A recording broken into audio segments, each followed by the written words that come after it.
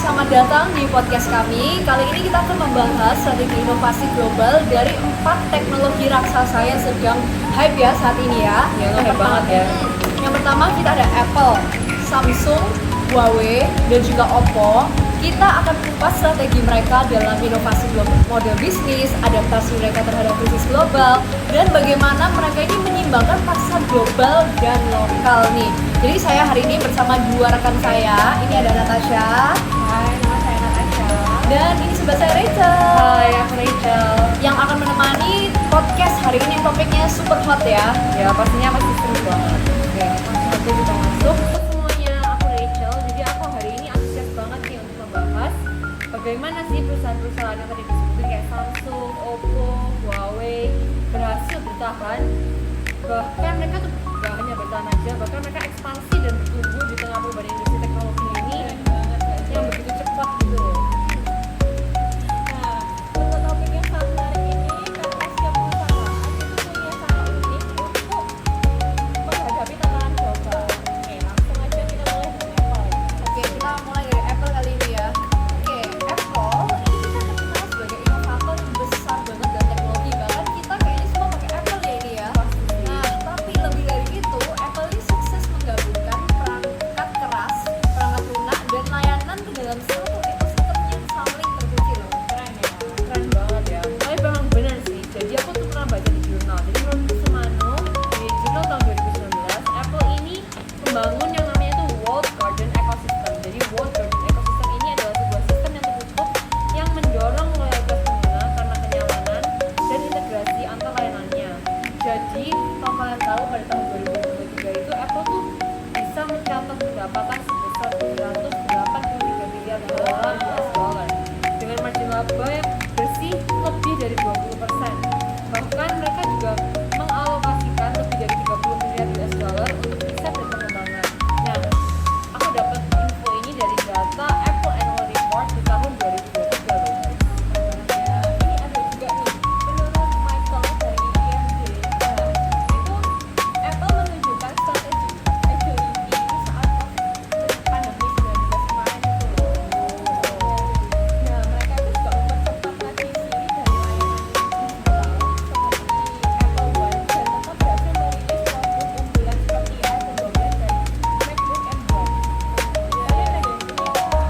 Iya, kita pengguna sih Apple Iya. user di sini kebetulan nih. Nah, meski ada gangguan rantai pasar global tuh ya, pendekatan ini menunjukkan bagaimana Apple bukan hanya unggul, tetapi juga mampu mengantisipasi perubahan di pasar dengan cepat. Wow. Memang ya, Apple ini Keren sangat banget ya. mengesankan ya, benar ya. Jago dia. Apple ini juga berhasil mempertahankan citra premium mereka kayak eksklusif ya buat di Apple user ini di pasar negara maju, dan dia tuh tetap mencoba menyesuaikan strategi harga di negara berkembang seperti India atau bahkan Indonesia nih. Nah, kita menandakan upaya Apple ini dalam menyeimbangkan strategi global maupun lokal. Nah, kalian tahu nggak kalau misalnya Apple itu punya merupakan kayak ada brand equity-nya gitu? Oh ya? Iya. Dan menurut laporan Intelligent 2023 nih ya, Apple adalah merek paling bernilai di dunia selama 9 tahun berturut-turut.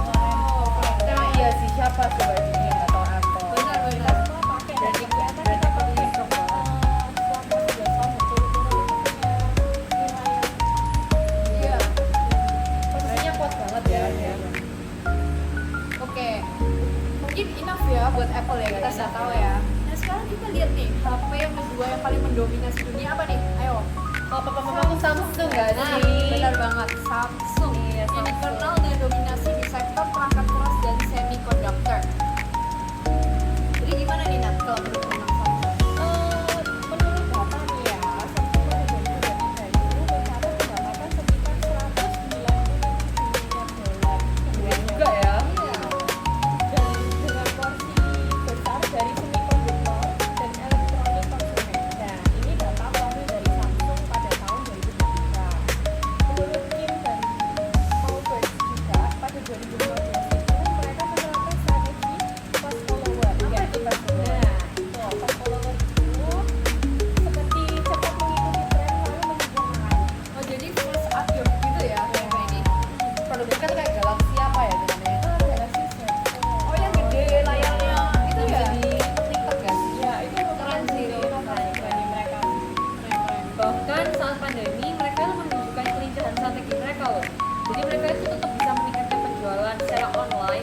dan memperluas lini produk kelas menengah bawah. Seperti contohnya tuh namanya ada Galaxy A sama Galaxy M. Harganya tuh lebih terjangkau untuk kelas menengah sama menengah ke bawah. Nah, Galaxy A dan M ini laris banget terutama di Asia.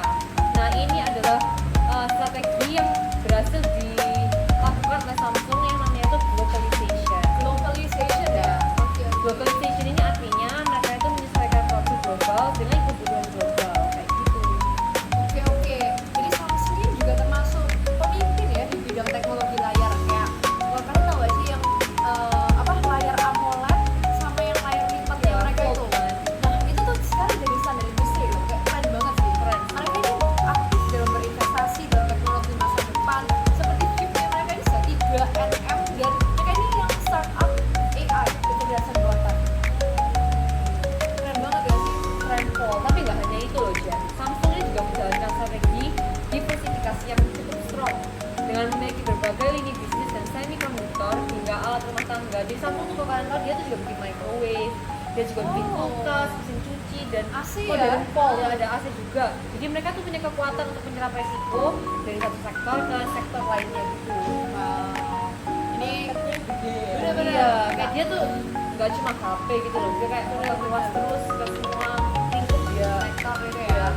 Nah Apple nggak Samsung keren. Nah nih lanjut nih yang ketiga ada Huawei. Kalian tahu nggak Huawei? Pasti Dari Cina nggak sih itu? bener. Murah Pol loh itu. Benar. Iya. Nah kalau ini unik nih. Mereka ini punya kisah unik karena mereka ini Apa harus tuh? bertahan di bawah geopolitik yang besar. Betul banget sih, kan kita juga tahu ya politik Cina sama Amerika Serikat gimana. Bahkan Huawei ini masuk ke daftar hitam Amerika Serikat dan Huawei ini mengembangkan sistem operasinya sendiri loh. Namanya itu Harmony OS. Tapi sistem Harmony OS ini dipakai lebih dari 600 juta perangkat pada tahun 2023. Nah, aku yang dapat info dari jurnal, jadi penulis jurnal itu George Yip. Jadi Huawei itu adalah contoh nyata dari resilient strategy. Jadi resilient strategy ini adalah strategi ketahanan saat menghadapi suatu krisis. Jadi keren banget sih, dia bisa menghadapi krisis ini dengan baik. Oh ya, meskipun pendapatannya menurun menjadi sekitar 92 miliar dolar ya. Itu Huawei tetap memimpin di sektor 5G ya. Khususnya di Asia dan Afrika. Mereka juga berinvestasi besar dalam chip dan teknologi cloud. Keren nggak sih? Teknologi cloud, keren sih itu. Inovasi mereka tuh kayak nggak bisa berhenti gitu loh, meski akses ke teknologi ke Amerika Serikat gitu ya. Dengan Huawei juga kayak Samsung sih, dia kayak memperluas pasarnya. Jadi dia kayak bikin vakum kayak gitu. Ada yang buat nyari udara itu dia juga bikin. Oh iya pernah dengar. Oke, Murah tapi banget. kalian tahu gak sih menariknya Huawei ini juga membangun ekosistem sendiri kayak Apple. Mereka ini berbasis pada model open source. Ini adalah respon strategis yang memperlihatkan fleksibilitas mereka ini tinggi walaupun mereka ini di bawah tekanan sih. Iya sih, di pasar lokal kayak Cina dan negara berkembang aja Huawei itu tetap kuat loh.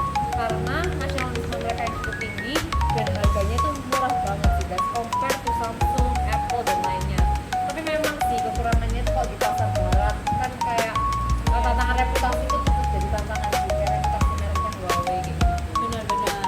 Ya mungkin ya kita langsung lanjut ke yang terakhir nih ya. Kita bahas Oppo, merek yang sangat ini populer di pasar Asia Tenggara. Iya Bahkan sih, di Indonesia populer kita ya. mulai didatangkan Oppo terus ya ini ya. Oke.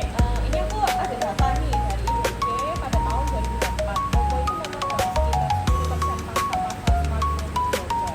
Wow, gila keren sih. sih. Kalau kita kan yang paling terkenal itu kan iPhone, Bener-bener Samsung. Gak Tapi salah. ternyata Oppo itu megang 10%. Dekat ya. Mereka juga unggul di fitur seperti kamera berbasis AI dan teknologi jenis yang cepat. Iya sih, aku sempet dengar katanya kameranya Oppo tuh kayak bisa bikin wajah kayak lebih cantik, glowing gitu. Iya, ada kayak Kayak fitur-fiturnya gitu kan. Filternya itu ya. Iya. Dan aku juga dengar nih, jadi aku tuh pernah baca jurnal dan penulis jurnal namanya Vijay Govindarajan. Jadi Oppo itu adalah salah satu merek yang menggunakan namanya reverse innovation. Reverse innovation. Ya, jadi inovasi dari negara berkembang yang kemudian itu dibawa ke pasar global. Nah, mereka ini cepet juga loh adaptasinya. Jadi mereka kan saat pandemi COVID itu mereka meningkatkan strategi penjualan mereka secara online dan gak hanya itu aja, bahkan mereka tuh tetap mengembangkan produk yang disesuaikan dengan preferensi lokal di negara masing-masing kayak gitu. Oh iya,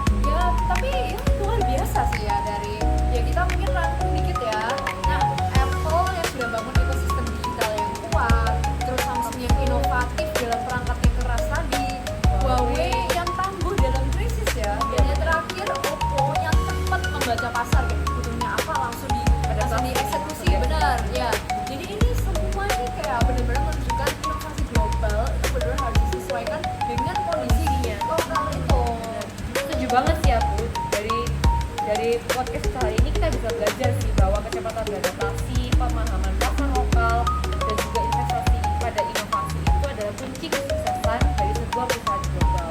Ya, oke. Ya, semoga di diskusi ini menambah wawasan kalian semua dan banyak hal yang bisa diterapkan juga untuk bisnis lokal agar Bisa bersaing terus ya di pasar global saat ini. Aduh, Benar. benar banget nih.